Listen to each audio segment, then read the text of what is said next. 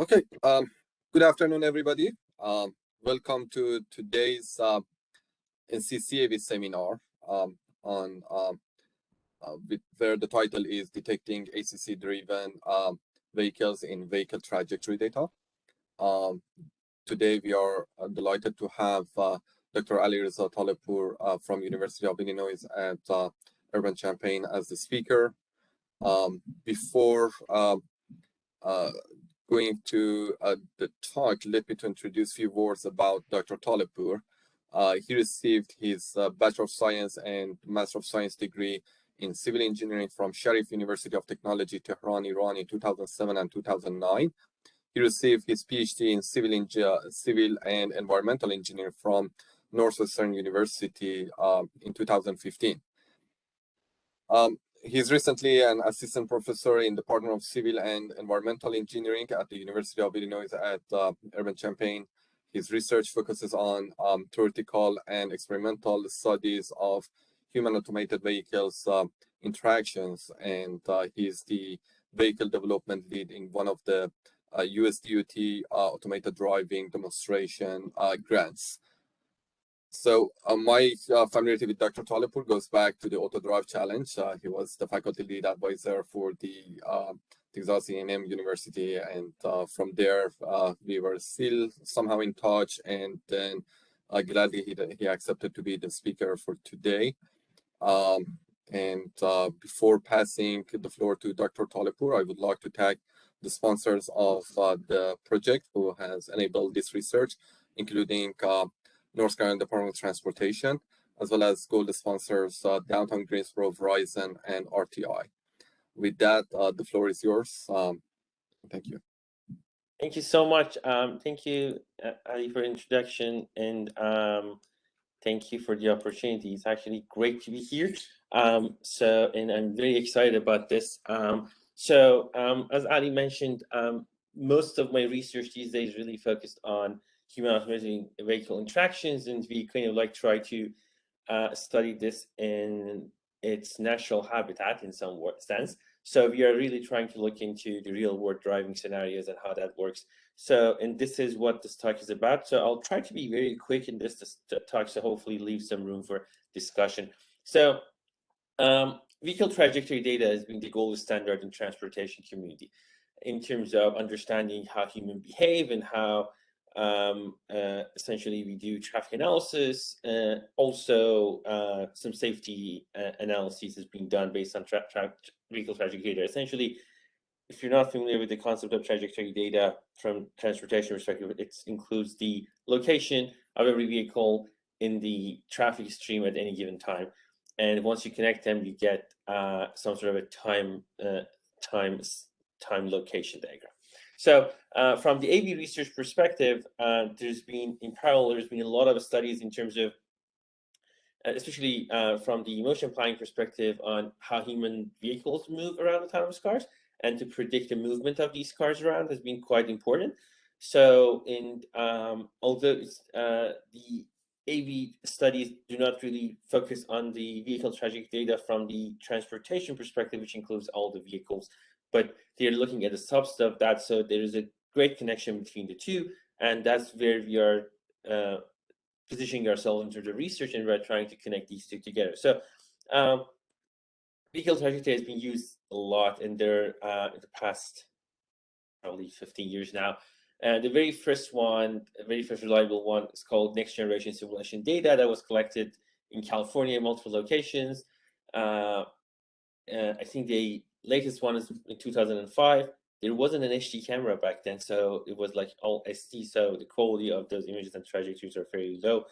There's a whole bunch of other ones that came into life in the past few years, especially with the introduction of drones and low-cost aerial data collection.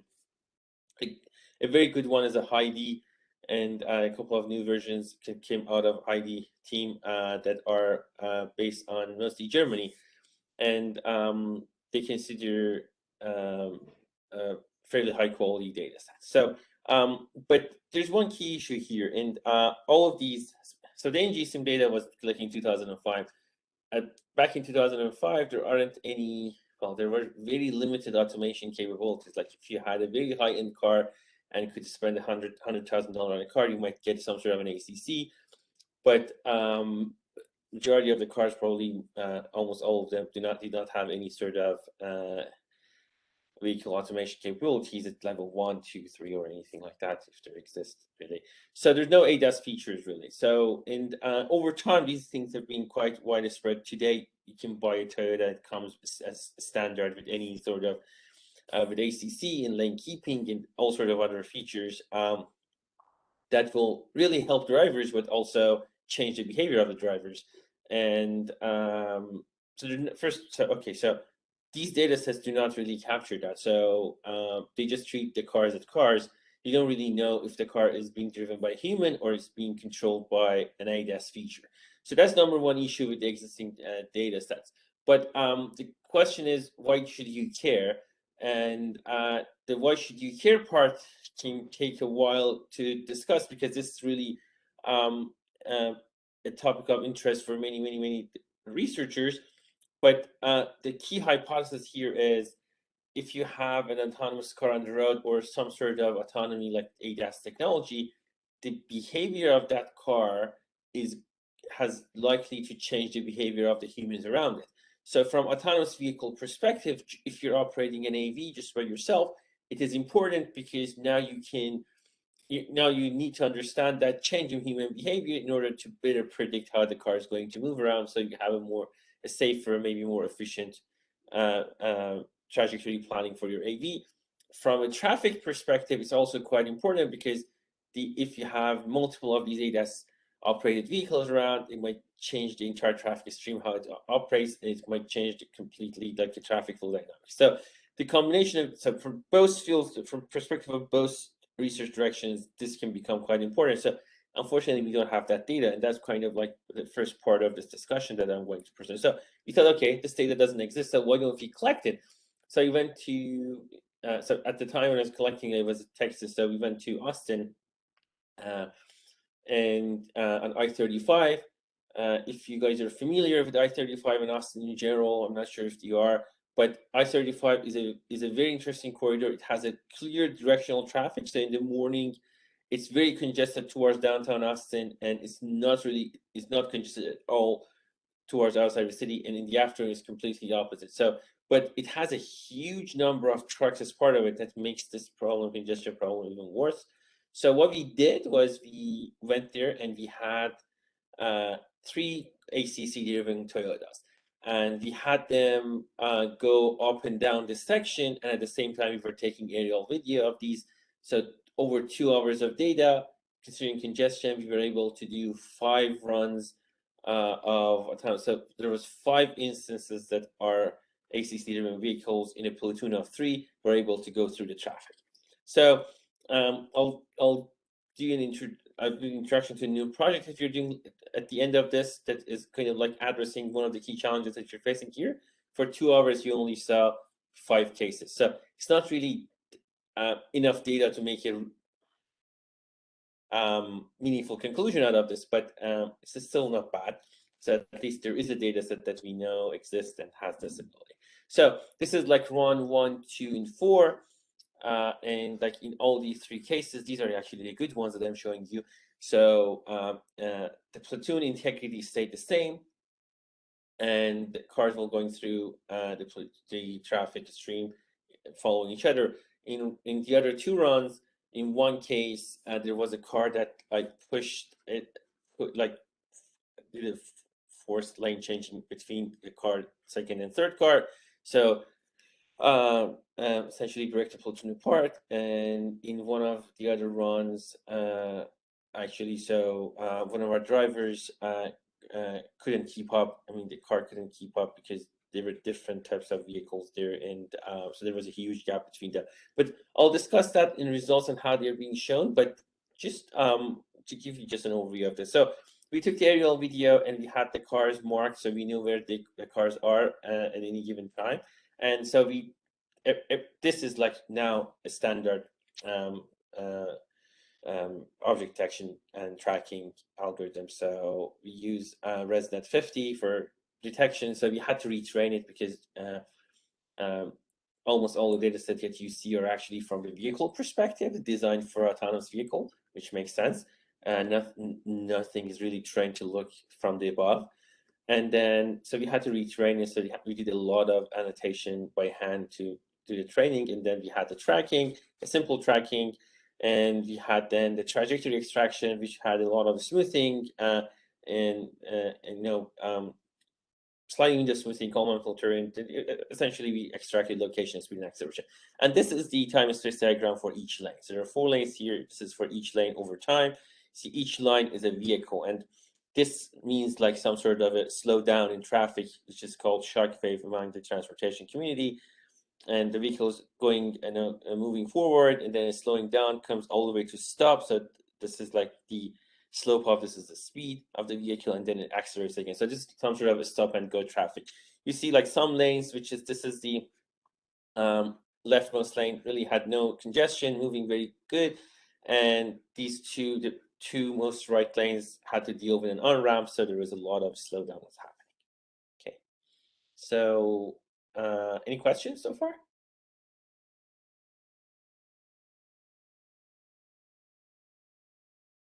Cool. Okay, so now we have our data. And by the way, the data is available online if you guys want to look into this and download it. And actually, very clean, nice data. So, so now we have the data. Let's go back to our actual problem. How do we want to identify ACC vehicles? So we had 3 ACC-driven vehicles in our case that we knew of, but there could be many more on the road. So you could have been there and you could have used your car's ACC during that time that you were collecting this data, and we didn't know that. So we can't really just assume that these are human-driven vehicles. So we need to, in order to do any sort of meaningful analysis, we need to distinguish them as much as best as we can. And then once we understand that, then we really want to look into the difference in behavior between human-driven vehicles and vehicles with any sort of ACC behavior. So I want to give you a disclaimer. Everything I'm presenting to you here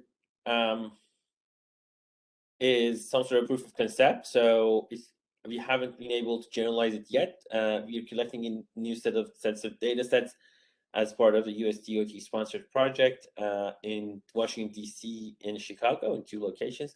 So we're collecting a lot of ACC similar data so that we can generalize better. But here, this is more of proof of concept. The second thing is a lot of the algorithms that we present here are considered some sort of a unsupervised learning algorithm. So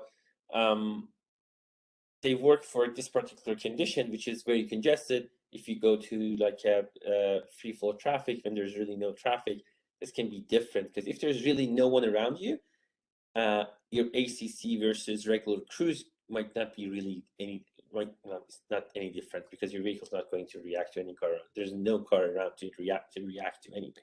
So it doesn't apply to those cases, which is something to look into for later. Okay, so we decided to use clustering, and it seemed fairly straightforward at the beginning, but there's a lot of key challenges to look into.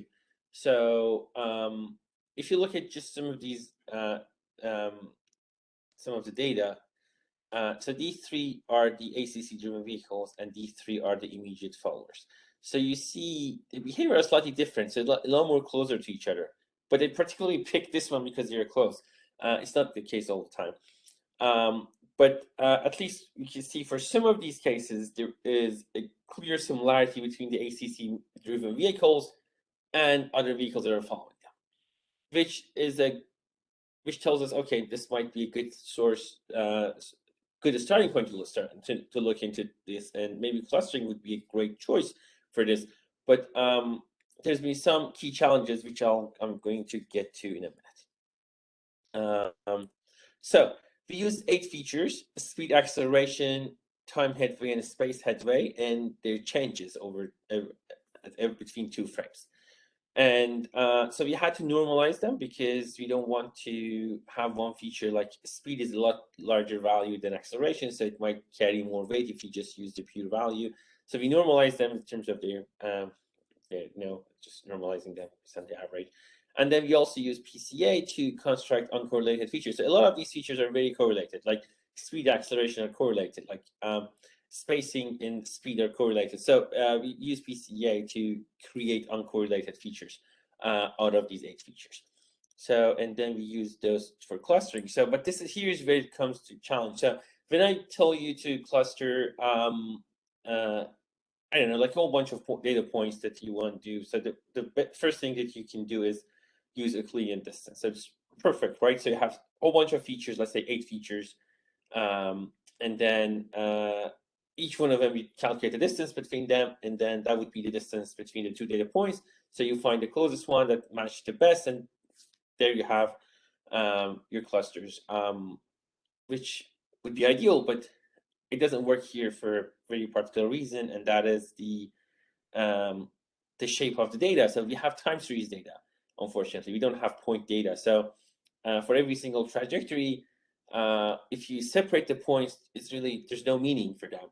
So you have to look at them as a series of data points, because the movement of a car is correlated. So if where you are now is it depends on where you are in 1 second. So this is part of a reason that if you use like Markov decision process to model traffic in vehicle movements, most of the time it fails, because the history matters in traffic. So where you are now depends on a lot of factors, not just the previous time step and time frame. It actually depends on a lot more decisions that you made before. So so we really need to find a distance. We really need to look into the whole time series data, the whole trajectory data for each car, and that the Euclidean distance is not going to do very good for us. So there are 2 different approaches that we adopted here. So one is warping distance, and 2 approaches we picked. So dynamic time warping, this is one of the most famous ones, and then we have the LCSS, which is another warping distance approach. So essentially what it does is for all of these warping based distances, if you're not familiar with them, so they try to match every single, let's say you have 2 time series data, it tries to match every single point in one time series to whatever number of points in the other one. So essentially you can have two different time series data with different lengths, and you can still find the distance between them. One can be for 5 seconds, one can be for 2 minutes, and you can still find them. One of the very interesting examples of this that's being used is to categorize dolphins' voice, like essentially categorize dolphins based on their voices. So it record the dolphins in the sea, and then they try to understand what species of dolphin they belong to. These voices, so each species of dolphin has its own particular pattern of voices, but how they essentially talk, the duration of that is different. So you really need a reference that you have, but you really need to match what you collect now to that reference, which they don't have the same distance, the same length. So that's kind of like where this dynamic time warping coming from. The other approach that we did was shape-based distances. So this is like just looking at the geometric similarity between the 2 trajectories. And the 2 approaches, I cannot pronounce the French and Hausdorff. These are just looking at how similar the shape of these 2 time series data are. So essentially, if they have like 2 peaks or 3 peaks, and are they similar? So this is like the different features that they're looking for. So we look at these 2, and as part of a starting point, and just to recap, we had 8 features. We used PCA to extract uncorrelated features. We ended up with actually 7 features out of the PCA. And then we have 2 different approaches in terms of distance, warping distance, and shape-based distances. And now we want to pick our clustering. So something like k-means, something pretty famous k-means, was not the most ideal situation for us, because k-means, you need to tell what k is. So you really need to know how many clusters you want to create. And that could hurt us here. You can try with k-means with 2 clusters, or maybe you try more, but it's really hard to figure out if you're doing it right or wrong. The other thing that's important here for us is we want this to be completely unsupervised. In other words, we want to see if this approach can put ACC cars into one cluster, because we don't want to tell how many clusters. It might be, excuse me, it might be 20 different clusters based on different behaviors, but as long as those ACC vehicles are in one cluster, we should be fine. So we use two approaches: hierarchical clustering, where you can actually pick how many clusters you want. Like this is an example of this. So you can pick like each one of them to be one cluster, or you can pick like this whole thing as one cluster and then another one as one cluster. So it can be like two clusters that way. Then ACC would fit within the two. And you also use affinity propagation. Affinity propagation is my favorite because, well, first of all, you don't have really to oversee this. So even in hierarchical clustering, you still need to look into where you need to do the cutoff. And affinity propagation does that for you. Excuse me. So and then the affinity propagation paper is a great paper if you guys want to read it. It's actually in Science, and it does an example of affinity propagation for many different applications that might fit what you're doing. Excuse me for 1 second. Let me something.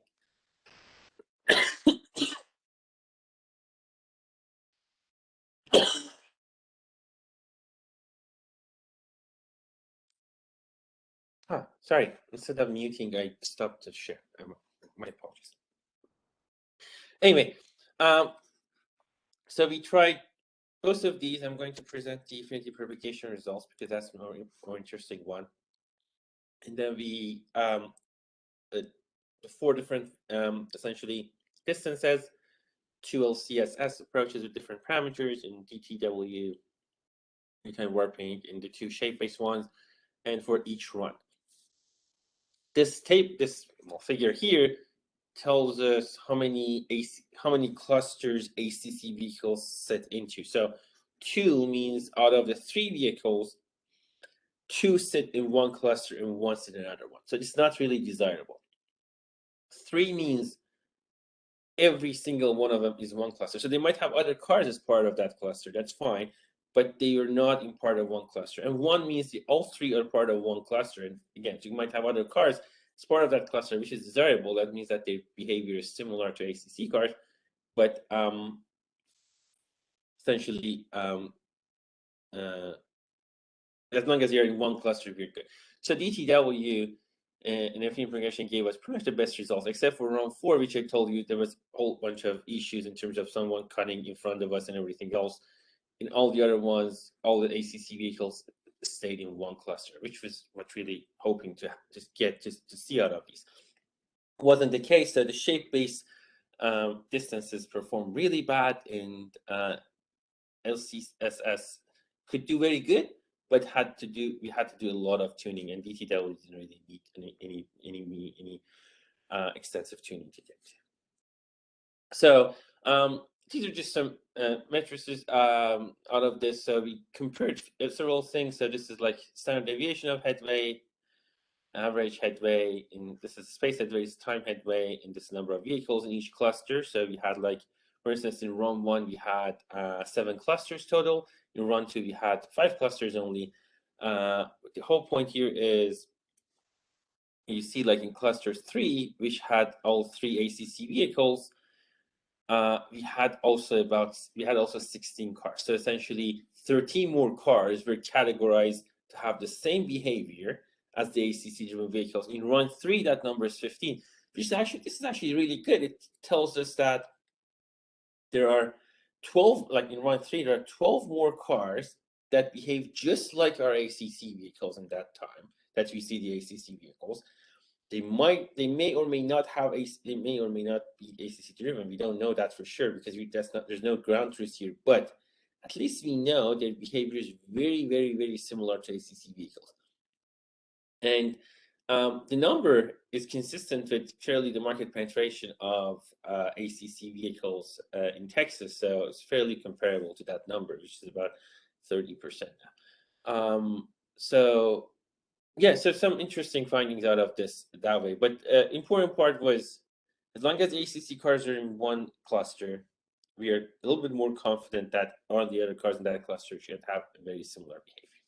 So we did all sort of statistical tests on the differences between these clusters. We compared the headways to see if the cluster that we have ACC is different really with the other clusters, and we couldn't essentially show that they're not different. So it's just that's how I think these tests are being done.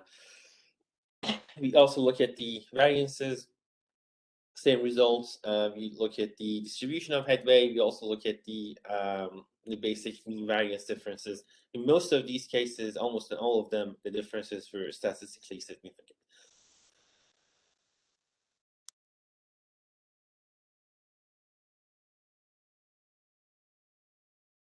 My apologies. So so these are so for each cluster later on, so in order to see how these things are different, we plotted the speed flow diagram. Flow is essentially the number of cars that go through a section of the road per hour. So we had to convert it from per minute to per hour. So whatever you see here is multiplied by 60. Anyway, the conversion, but these stars show the cluster of the ACC, and you see like the behavior on the aggregate level when you look at the entire 15 cars is very different from the rest of the cars here. The same here, so it stands out fairly well. And that's the beauty of this. So we were able to separate the ACC cars, plus a whole bunch of cars. The combination of them are behaving very different from the rest of traffic, which is actually desirable. It wasn't the case all the time. Like in Rome 40, actually this is this case that we really couldn't separate them, and this is not really good. But there are other ones that are not completely separate, but it's still separate from some of the other clusters, which is actually desirable in some sense. So we also look at the overall system, which is actually now, if you put these together, these two figures together, that becomes very interesting. This is the entire traffic stream, the speed and flow for the entire traffic stream. And you can see, like for line 2, for instance, they're all at all of them pretty much, they're at a very concise point. So the overall behavior of traffic is very consistent, but you still have a few cars within that traffic that are behaving different from the rest of them. So this is a little this has been a little bit confusing to us, but also very encouraging from the sense that although we can have some ACC-driven cars in general, but the overall behavior of traffic might not be that significantly different. Maybe until at least we see enough number of those cars. And that's something we're really hoping to get to from this new data set. Overall, we tried to introduce a new trajectory data set that has ACC-driven vehicles part of this. And there's a lot more of this data coming in. So if you wait until June, July, you'll have about 12 hours of trajectory data, which is about as big as it gets ever. So we did some clustering in the dynamic time warping and affinity propagation. We found that we are able to separate the ACC cars with a whole bunch of cars from the rest of the traffic, which can be interpreted as those cars had ACC-driven vehicles. So in the new data sets that we're collecting, we have some ACC-driven cars that are not part of the platoon, and those are our ground truths. So we're going to use them as some sort of kind of like checkpoint to see if the clustering actually works that way. So just to be even more kind of like confident about the results.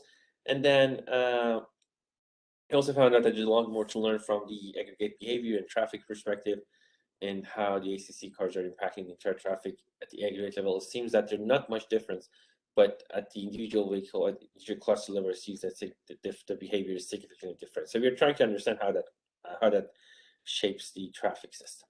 And yeah, I'm at your disposal for your questions. So this project was sponsored by NSF and USDOT. Unfortunately, I didn't have the USDOT's approval to present the slides. They're very picky about this. So I had to remove a few of these slides to not include what they provided, so not to worry like that. Anyway, so any questions, I'd be more than happy to discuss.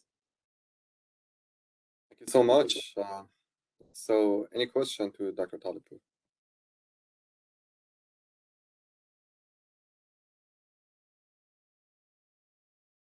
I go with one question until others are going to be warming up. So, the so it seems that, I mean, what's the outcome of these clustering procedures is the only the number, because initially the vision was to go trajectory prediction, sort of things, but toward the end, primarily the focus was detecting if there is the how many the sort of the ACC cars we do have in the queue of the cars and so on. So am I correct, or did I miss something? No. Great point. I think this is a weakness of my presentation. Thank you for pointing it out. So yes, so I think where we are going from here is from an AV perspective, we want to look at the sensor data and say this car is an ACC driven or a human driven, and based on that, we want to use different trajectory prediction algorithms for motion planning. That's where we are going with this, and that's what we're hoping to achieve. But this was the first step to really try to characterize. So once I have a better understanding and more data of how ACC cars behave in different traffic regimes, here we are very limited. But once I have enough data, hopefully I can use that to pinpoint in a traffic stream, hey, this is an ACC car because it moves like what I saw before. So I'm going to use a different prediction algorithm for that. And I use an ACC car every day to come to work, and it's I have a Toyota, and to be honest, that ACC is really dumb. So, and for me, if I'm operating an autonomous car, I really I'd like to know if that car is not going to acknowledge my existence until I'm really in front of it, right? Whereas a human driver is going to react to me as soon as it's he or she sees that I'm moving towards the lane, right? So those are the things we're hoping to get from here. So thank you for that. Thanks for the questions. Right. And then in that sense, so let's say different car manufacturers and designers, control designers, may come up with different ACC, and on the top of that, you may have kind of, as we move forward, we may have some sort of hyperparameters that might be set by the driver in some degrees, and so on and so forth. So this in how those sort of challenges are going to be taken care. That's a great question. So we have been really concerned about this because the amount of data we can collect is really limited. So there's not much we can do. But there wasn't a study came out of Europe a couple of years, maybe a year ago. They looked into pretty much all the ACC vehicles that is developed by European manufacturers. Nothing US based, just me, or Japan based, just European manufacturers. And they found actually most of them are fall into just 3 categories of behavior, which is very interesting. I think part of that is because like OEMs are putting these together, or the car manufacturers, like some sort of third-party company, like Continental type companies that are building the core for a lot of these features, maybe. But that was a very interesting study. But I don't want to put that as a base for this. I think there's something we need to really look into and investigate. And is it a standard that is governing the design of ACC? I'm not sure if there's really a standard for that. I think there's some limitations in terms of behavior that are set by the rules in terms of safety. But other than that, I think the manufacturer very kind of like their hands are really not tied to really design what they want. And these cars, this might be quite challenging because these cars, the behavior of them will also change from a model to model, from year to year, right? Because they're improving these things. That's kind of like hoping the clustering can capture, because that gives us a little bit of room to capture similarities rather than trying to match something exactly to something else. So as long as the behavior is not human-like, I would be happy with it. So that's where I'm hoping we can get. And then beyond that, I mean, with the vehicle dynamics sort of things, there is a possibility that we can do sort of over approximation, knowing that regardless whether it is ACC driven or human driven, right, sort of things, knowing the velocity, acceleration, and some other couple of other factors, and taking a rough dynamics of the car, we might be able to estimate the next few steps. it does matter, however, if we're gonna increase the prediction horizon. So is this something that you are looking as far as the increasing the prediction horizon to Yeah, enhance so it? far, yeah, thank you. So far, we've used something called a social pooling model. I'm not sure if you heard about it. This has been designed for pedestrians initially, not vehicles, but it's been adapted for vehicles. So we've been able to train these algorithms to predict up to 20 seconds. So at 20 seconds, the error rate is about 90%, which is actually great. But there's a caveat because we are cheating here because our traffic. So we are training for part of traffic and we are validating on the rest of it, but the traffic behavior really doesn't change during that time, right? Although you're not really training and testing on the same data, but you're testing on the same type of behavior. So I'm not sure how that would be generalized, but we look at that a little bit as some sort of validation point for us in terms of if the ACC driven vehicle, the prediction of ACC driven vehicle is going to be different from a human driven vehicle. The other thing I want to point out is I might not care as much to pinpoint if this is ACC driven or human driven. I would care more about if this is an ACC type behavior. So if a human is driving in a way that can be more similar towards an ACC car or an ACC car that can drive more towards a human behavior, I wouldn't care as long as I can categorize this as within its own behavior. So Okay, and then let's say, what is the final use case? Imagine that everything is working and we do have idealistic sort of situation, but we do have a ecosystem of CAVs. So the assumption here is that all these cars are connected with each other and receive some information, and then that sort of things that is taught for. yeah, so I mean, our NSF project is really focused on this one. So I don't do the next step. So I have a mechanical engineering colleague who's really looking in that. But the ultimate goal is to have an accurate prediction of traffic and feed that into an energy efficient motion planning. So the idea here is we want to predict for the next 20 seconds, 30 seconds, and then be able to create a movement for the vehicle that reduces the energy consumption. That is the ideal situation. That's the idea behind this whole project. How far we are from that? Money-wise, 1.5 years. That's when the project runs out. But really, the application was I'm hoping that at least for some levels of traffic and for particular traffic streams, we might actually be able to do that, but not in a more generic way. So I that's think, and I think you somehow addressed my next question. That was a very interesting use case of this data set that you have collected is that the impact of ACC sort of cars that we do have on the traffic flow, and how that can, I don't know, there should be some way to quantize the smoothness and then the traffic, how those sort of kind of accelerate brake sort of things that we can quantify, that sort of things. I'm not traffic engineer to know there should be already some measures perhaps for it. So that sort of things that and the impact also on the whole traffic flow, how that information can impact. So that itself might be a great value of this data set that is collected. Absolutely. And if someone is interested in the audience, there's a guy at UC Berkeley, Alex Bayan, and he does some work just what you mentioned using reinforcement learning, and so we've shared our data. I think that can be a good use case for something like that if someone is interested to look at his work.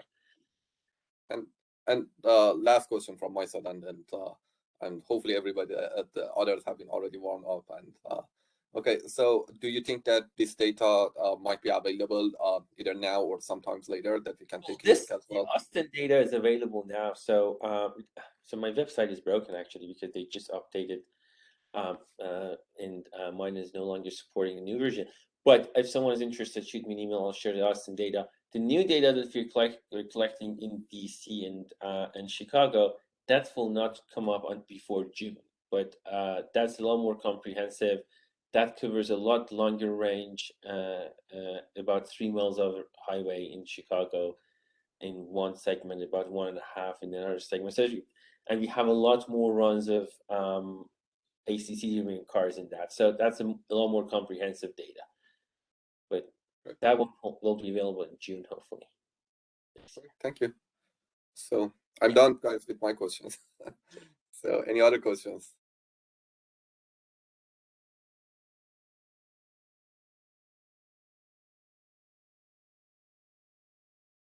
Good afternoon, Dr. Ali Reza. Can you hear me? Yeah, I can hear you. Thank you for your nice presentation. I have a quick inquiry about the data set. I understand that you are trying to capture the HSC behavior. So the data set where you have applied your approach, is it for what type of data set? Is it a straight line roads or it is a margin lane, and what are the distances and you have covered to? Oh, that's a great question. Yeah, this is about 400 feet of a straight road of a highway. So that's how much we have. The new data set is about 3, and the other one is 1.5 miles of a stretch. So, but yeah, there's no curvature. There's an on-ramp though, but that's as much as it is. Thank you for your reply. Yeah. Any other questions? Shuang, you are working on clustering, so you may want to at least take a look at the data set maybe later, if that is also close to your applications that you're looking.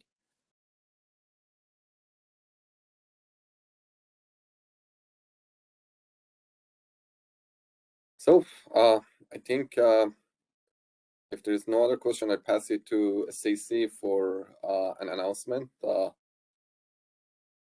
a brief